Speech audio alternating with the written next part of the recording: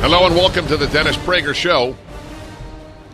I have to say that in the lifetime of observing nominees to a cabinet position, yesterday was the least impressive that I ever recall witnessing.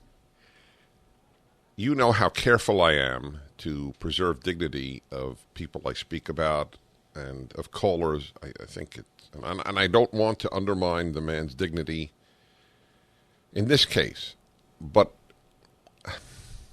I don't know how to reconcile that value with the value of protecting my country. Because not only are his views loathsome, he doesn't seem particularly bright. He doesn't seem to have any command over defense issues. I'm talking about the former senator from Nebraska, Chuck Hagel. Reminds me of a Nebraska senator, I think his name was Haruska, many years ago, who said about a nominee when it was said that he, something to the effect of when it said about a nominee to the Supreme Court that he was, I think, mediocre. And he said, well, the mediocres need a representative as well, something like that. It's a very funny line. I don't think he meant it to be funny, which is what renders it both funny and frightening. And he was a Republican, incidentally, Roman Haruska. Yeah, I remember it. I mean, it's like it stays etched in my brain. And you almost feel that that's the case here with Chuck Hagel. And I would love to know. I have some knowledge of Nebraska, been throughout the state, been in the state many times, and I've been from North Platte in the west over to Lincoln and to Omaha.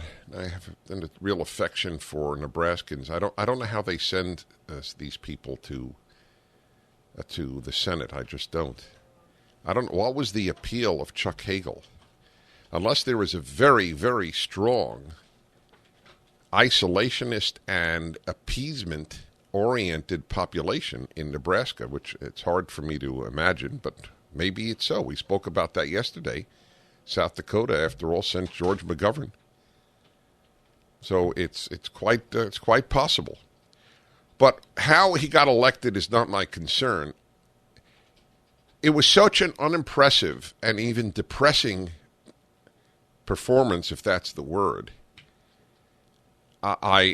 Everybody has lines they've said in life, any public figure, certainly every private figure. Everybody has things they said that they wish they didn't say. But when you are in a position of authority and you say egregious things repeatedly, then there's something wrong.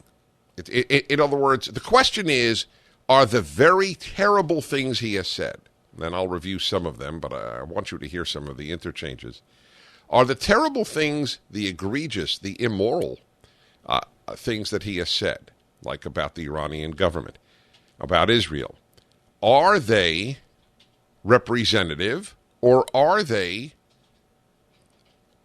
incomprehensible outbursts?